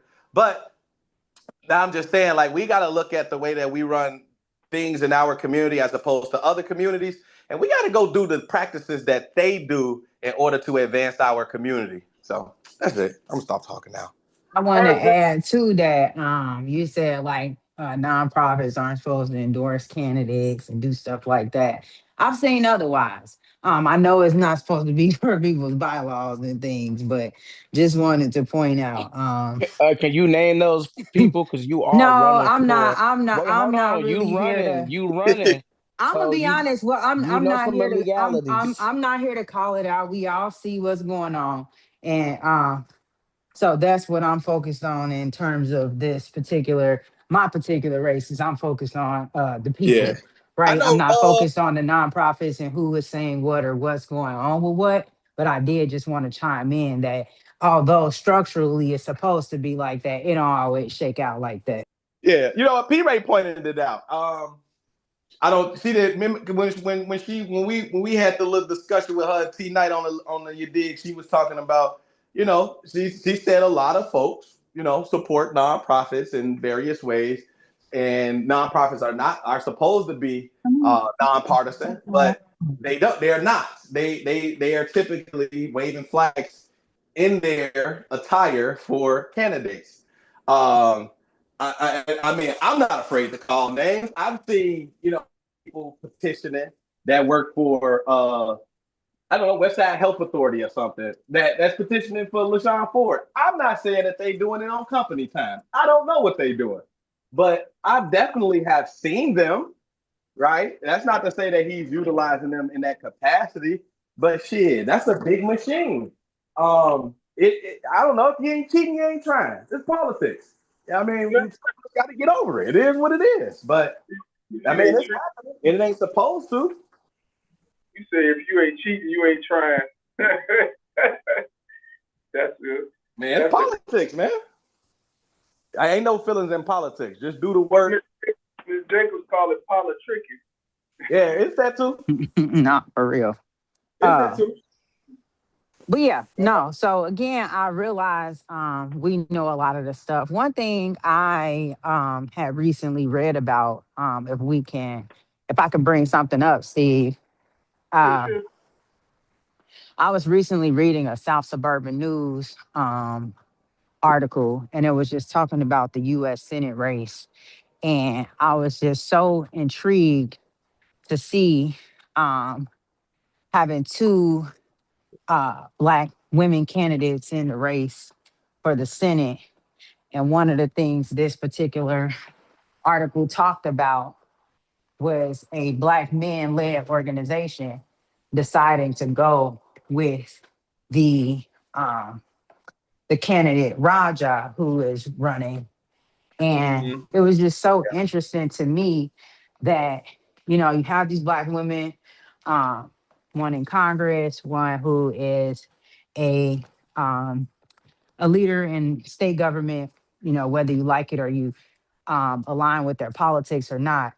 It was just a very interesting thing for me to see that you got college educated, experienced, Black women, and for them not to have the support of Black men, or at least the public support of Black men-led organizations.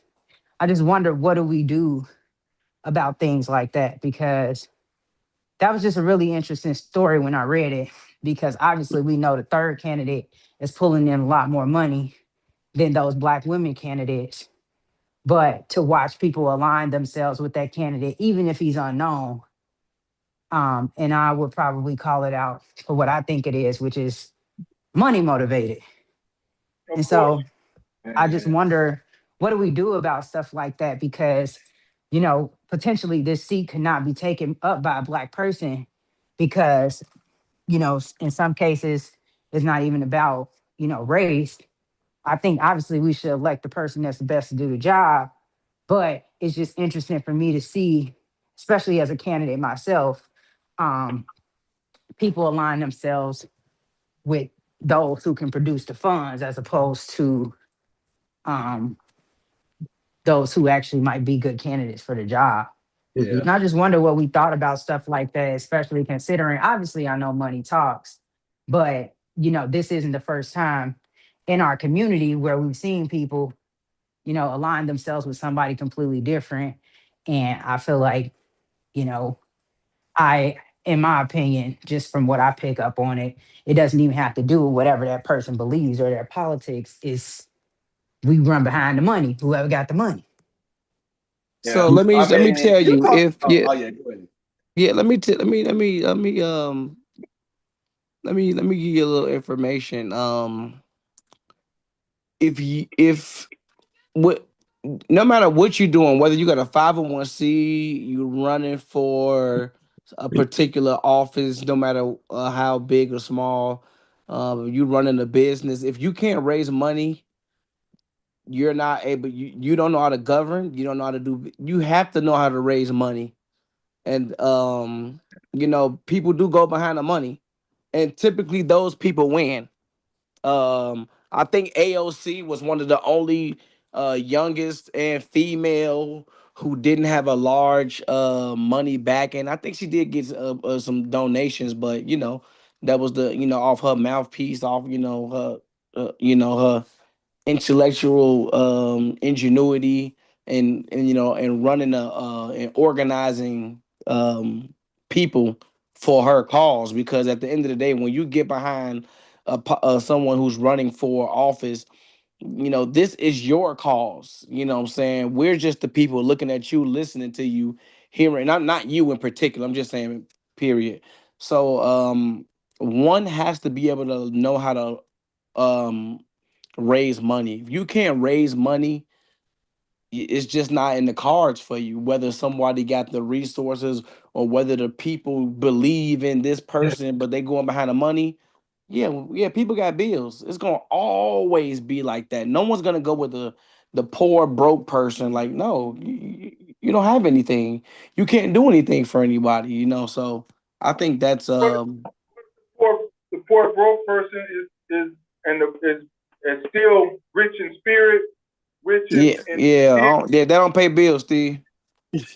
And I guess I'm Yeah, not they thinking don't pay like bills. obviously, and I just wanted to chime in too. Thank you for saying that. And thank you for being respectful, because I know it can get a little heated on here sometimes. But I feel like ultimately though, yes, I'm totally with you where I'm like, yes, sure, as a candidacy, or anybody, right? Like especially if you're a leader, one part of leading, especially in an organization, is the ability to fundraise, maintain budgets, etc. But I guess I'm speaking specifically to a case that I feel like, if I were a student, this was probably something I would write about, which is just finding several different races and opportunities in which Black people could align with each other. And I get it, not all skin folk is kinfolk or stuff like that, or you don't need to just vote for people just because they're Black. But I've seen people intentionally align themselves with people of different nationalities, specifically because it's like money motivated. And so I guess I'm just wondering, like, well, as you mentioned, bills need to be paid, palms got to get greased, but that's just something that I've noticed um, has been happening in campaigns, especially in the Chicagoland area, where uh, even especially like a black men versus black men going over here because and I'm not generalizing and I'm not talking about everybody. I'm just speaking in terms of trends that I've seen related to people getting behind certain candidates because they might have some money or they might And you have, saying it's only been Black men doing this? no, I'm not saying it's only black men doing it. I was speaking specifically related to the Senate race because I have read a story about it. But I'm just thinking about people. Were these Black men? I was saying just talking about people separating by way of deciding to go with different candidates, just specifically off of money motivation. It's not until you start dabbling in the realm that you start to see the keeping the community the way that it is.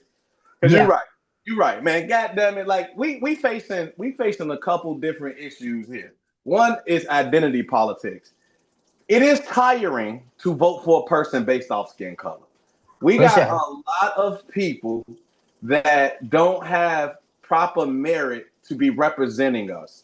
But if they were running up against somebody that was of a different hue, we more than likely will pick that person. And then when the outcome does not meet our expectation, we gonna dump on that person. And we've done that time and time again. And then we act like for example, when I ran the first time, when we was trying to run, Steve told me, one of the older women in the community said, well, has he ever had a corporate job? And I'm looking around like, the fuck is you talking about? Like a corporate, what does that even matter? You know what I mean? Like, can I lead? Can I make decisions for our community? Can I come up with some ideas that can put us in a different position? Absolutely. Have I had a corporate job? Maybe, if you count UPS at the time. You know what I'm saying? But I don't know what to tell you, right? And so we be looking for some crazy shit to disqualify some of us. Number one, we look for the craziest things to disqualify. But then if it comes down to, you know what I'm saying? Because I mean, you know, we we terrible at that. But the other thing I wanted to say is that, yeah, then it becomes money motivated, where we are always, especially going back to this nonprofit piece, I wouldn't be surprised if whomever you were reading about was associated with nonprofits, because like nonprofits, you know, that whole thing is such a it's such a hustle now that, you know, if you can figure out a way to get them a few dollars, they definitely in your corner. And so I definitely, again, not knowing exactly what this is referring to, I would not be surprised that them people who are part of a nonprofit and he done figure out a way to get him a few $1,000s. Now that means he done bought himself a few hundred men. Like, come on, man. Like, and then don't know nothing about the man platform. Don't know how it's gonna benefit us. And I'm gonna be honest. And I think I don't that's what I was believe, speaking to specifically, is yeah. like the platform being And kind I of don't believe that absent. anybody of a different nationality needs to worry about the black people. I think if they get in off our backs and don't do anything for us, that is not the fault of them. Man, in politics, you're supposed to take care of your own, man. Ain't none of this. Nobody else thinks the way that we think when it comes to trying to save the world. Black people got to put on a cape for everybody. And we got to get out that mindset, man. We got to figure out how to put our own in position and then go save everybody. We need to think that we on the airplane 24/7, and it's about saving ourselves first and then going to save everybody else. Because that's one of the things that you're gonna get. Going back, and I'm gonna wrap this up. Going back to the piece about voting for us, you put one of us in there. Next thing we talk about everybody. We want everybody to benefit from our elected. But when it comes to the other party, they gonna focus on them first and then everybody else. Like, man, we so And that's why I voted for Paul Vallis. But you know, yeah. yeah, Well, I don't good thing we got a democracy. know. um, But no, Man, I was just sparking combo, you guys. I saw that some stuff on Facebook that was like, is Roger gonna win the black community type question? And it was just interesting to me because I'm like everybody else, I'm watching a lot of these races, and I think that the way that that was written, it almost pit, black women over here, these black women candidates, and then the this other candidate that is non-black, and they pretty much wrote it as if black men were aligning themselves with this man candidate over the women candidates, and so the black women candidates, and so it almost like paints the narrative of like black women versus black men type situation. I was saying in this case, just based on the fundraising differences, that perhaps it was money motivated, but I actually don't have any information about any of that. So I don't like to speak on Yeah. anything I don't know about. So I don't know if it's money motivated. I only brought like perhaps it was money motivated just due to the fundraising disparities, but I don't know what's going to happen. I just was wondering, again, sparking Yeah, that makes conversation sense. about what you guys thought about that kind of stuff. Well, go ahead real quick, cause I'm trying to see something. D, jump in. Yeah, I think this goes back to the larger discussion too on the national stage, when they were saying that black men were not in support of Kamala, and then clearly when the vote came out, most of us were in alignment with Kamala. So it's always, see, man, this is why I don't like that's why I don't pay too much attention to the news. And if you are a person that cannot think for yourself, you will allow them to drive every single narrative in your head. Because they'll sit there how you thinking that we at odds for real. And statistically speaking, even though we have, you know, in the media, some of the worst relationships, nothing beats Black love. No better parents than Black people, no better relationships than Black people. And again, the media will have it look as though it's not. The majority of millionaires that are married, that are of color and Black, that are married, 90% of them are Black people. You know what I mean? Not like just millionaires. I'm just saying, like, because we talk about interracial and how Black men and Black women hate each other and they both going to the other side. Nah, when we come to marriage statistics, especially for those that are rich, 90+% are married together. You know what I'm saying? So that narrative needs to get killed. And every cycle, we're gonna come up with something like that to pit us against one another. Because again, we still allow ourselves to get controlled by every single entity but us. Mm-hmm. You know, you're right about it. I was at a wedding this weekend and in Texas, and you know, they tell all the couples that's been married 2 minutes, come on out. That's been married 2 years, and by the time they got, you know, the whole dance floor was packed with about, you know, I don't know, 20 couples of them. And then they started counting down, you know, who's been married 35, leave, and all this stuff. So there was a couple that was married 42 years, and they still look relatively young, you know, they're probably 60, 65 at the most. And the wife, they said, what's the reason? Why are you still with this man? What is it? We want, because the people that got married, they were like in their 30s, 31, 32, something like that. And there are a lot of, you know, that age group there. A lot of men, a lot of young women, a lot of them, same age group. But they asked the wife, what is it? Why do you still stay together? She said, because he got it. And then she said, as long as he got it, I want it. Yes, sir. Yes, like, sir. But I mean, like love right there. And she said, you got to keep God in the equation. And that's true to everything. You keep God in the equation, you're going to be better off in life, you know? Yeah. It's going to be better off. I'm with you. Look, I get up and pray every morning, but I can't stand when we believe that we ain't got no other options. We need to go to work, man. We need to work. Because, you know, too often you hear that, man, we just gonna pray. God got us. Man, come on, man. We don't go do some work.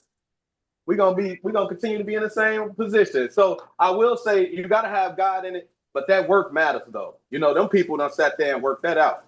The good times, the bad times, and everything in between. Yep, sure did. That you know, and like she said, she feel that he got it. As long as he got it, I want it. And that's how it's going. That's how you gotta be in life. And can I say something? Right. I was thinking like you know, they came to Jesus and they said, Rabbi, where is God and where is heaven? And Jesus replied, God is in you and the kingdom is at hand. Yeah. So a lot of time we talk to ourselves and we're talking to the God in us. And that brings negative things to us. You know? I receive it. And so, and the other thing I want to say, you know, we had a lot of Black millionaires and billionaires during slavery. It was a guy named Fortune who had more money than the 99% of the white people, a Black man.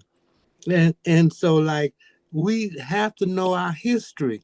And let me say one more thing, since I got, so we talking about the west side and the south side. Ain't no difference. I go on both. The peacemakers, we have parties on both. You know, Black people are Black people. And if you go anywhere outside of Chicago, they just consider us all the same. You know? Yeah. So that's all I want to say. That's true. That's true. Well, I appreciate our intergenerational conversation today. We kept it kind of civil. And I appreciate the young candidates for coming on and speaking what you say, speak your speech. Chantel. Keep it brief. it's good and refreshing for all of us to hear those things come from young people and understand that, again, this is America and you guys are the future. And you're going to carry those torches. We the now. We the now. The future is under us. We the now. We got to be setting the example of what they want. What if we want to see? Because you know what? And I'm gonna say this right. That Gen X, I truly believe failed. And I know all of the stuff that happened. I know all the stuff. I know the drugs. I know the gangs. I know being locked up. I know and you know what? None of that can truly be pinned on them, absent their ability to make a choice about what they wanted their lives, their community, their families to turn out, right? So I'm gonna give them that they had a choice, but I just feel like that period in between the 60s till now was largely a gap in the movement and what could have been. And again, I'm speaking to all of the issues. And I don't want to see us as millennial people chasing boomers and Gen X trying to fight with y'all to get things together. Nah, hell no. We got to go and pull up Gen Alpha and the next one up under us so that cycle don't repeat, because we've seen it happen already. We've seen the manifestation. These kids that's acting the fool right now is the result of Gen X being skipped, like millennial people being skipped over by their Gen X parents and not getting what they were supposed to get. You know what I'm saying? So if we abandon Alpha and the one up under us, we're gonna be destined to make things even worse. So man, we ain't the future, we the now. And our job is to make sure that we looking at the kids behind us and pulling them up right now.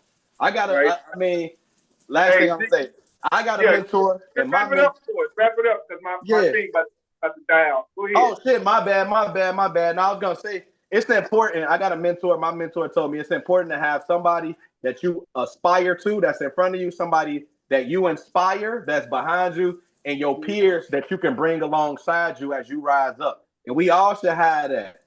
You know what I'm saying? If we don't have that, then what are we doing right here? How do we keep the connections growing to the next generation and the one previous too? You know what I'm saying? So good. All right, go ahead. Go around the room real quick. Chantel, go ahead, DeAndre. Yeah. I mean, go ahead, Chantel. You got anything in conclusion? No, I'm just grateful to get on again. Chantel Franklin. I'm a candidate for state rep. Right in the community, from the community. Love these kind of conversations to just spark some, additional thoughts amongst no matter what side you're on. So, thanks for having me. All right, appreciate you. How about you, Ella, real quick? Okay, enjoyed the conversations. Keep on keeping on. That's all. Sounds good. All right, Tiny, I guess you kind of had something already. Yeah, but let me say this too, Steve. Go ahead, Tiny. The big problem that we have one of the big problems we have on the West Side is mental illness. And I'm thinking about having a mental illness fair and invite the different players. And that's what I'm thinking about. And I would like everybody here to be a part of my community action team and help me pull this through. Okay, let's talk about it. Mm-hmm. Let's talk about it. Is Jay in conclusion real quick? Yes, Tanya, that's very good. I like to hear that we can come together and put this together.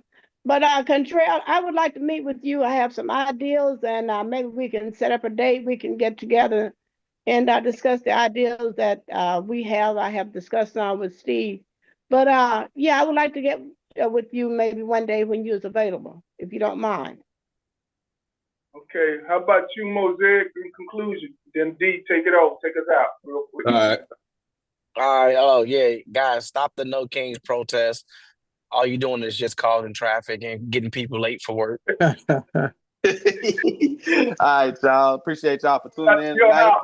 What's your address? Get his address. What happened? We're going to go to his house and protest right in front. Yeah. All right, y'all. Thanks, y'all, for tuning in tonight. Lively discussion. Like I always like to say in closing, man, anyone give us seats at the table, so we created our own. We got open seats. We just trying to welcome y'all home. Thank y'all for allowing us to welcome you to Northwest Austin Council. Y'all have a good night. Have a good one. God bless everybody. Good night. Good night.